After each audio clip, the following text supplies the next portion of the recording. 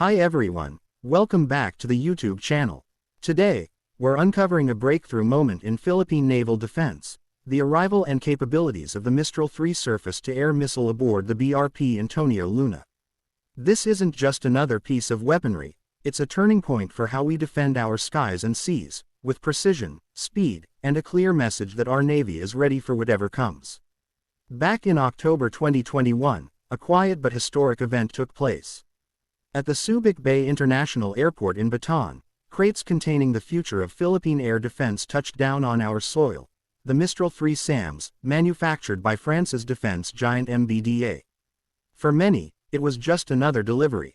But for those in the know, it marked a leap into a new era.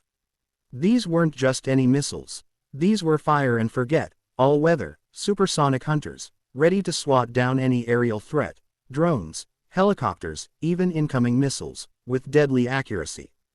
Fitted onto our two Pride and Joy frigates, BRP Jose Rizal FF-150 and BRP Antonio Luna FF-151, under the Navy's Frigate Acquisition Project Lot 2B, the Mistral 3 replaced decades of reliance on outdated anti-air solutions.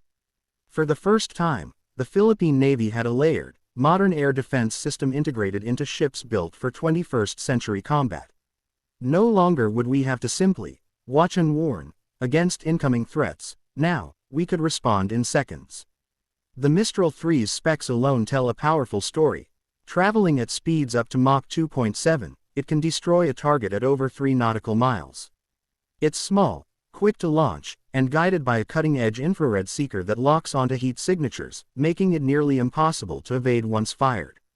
In naval warfare, seconds can be the difference between survival and destruction, and this missile gives us those precious seconds. Fast forward to April 28, 2025. The annual Balikatan exercise was in full swing.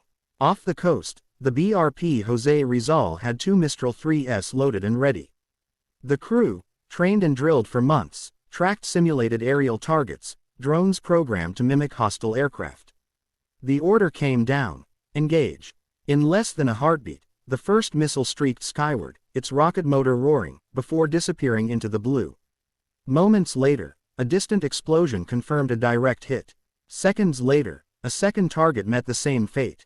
This was no lab test.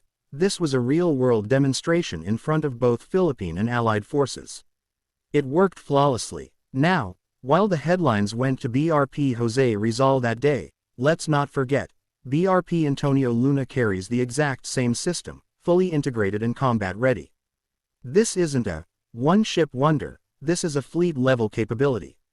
The addition of Mistral 3 to both frigates means our Navy can defend not only the ships themselves but also the vessels, aircraft, and territory they protect. It's a shield that extends beyond steel hulls. It safeguards the men and women aboard, the missions they sail for, and the sovereignty they represent. For years, our Navy had to make do with second-hand ships from other nations, often with outdated systems that could barely match regional threats. We were present in our waters, but not fully prepared to counter modern airborne attacks. Now, the tide is turning. With Mistral 3, our frigates have joined a select group of modern warships capable of engaging multiple threat types in real time. What makes this upgrade even more important is the geopolitical climate. The West Philippine Sea remains a hotspot, where the ability to control the skies above contested waters is as crucial as holding the sea lanes below. A missile like the Mistral 3 doesn't just defend, it deters.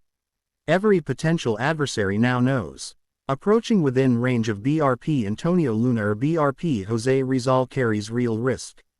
Beyond the hardware, there's an emotional weight here. This is about more than just steel and electronics, it's about confidence.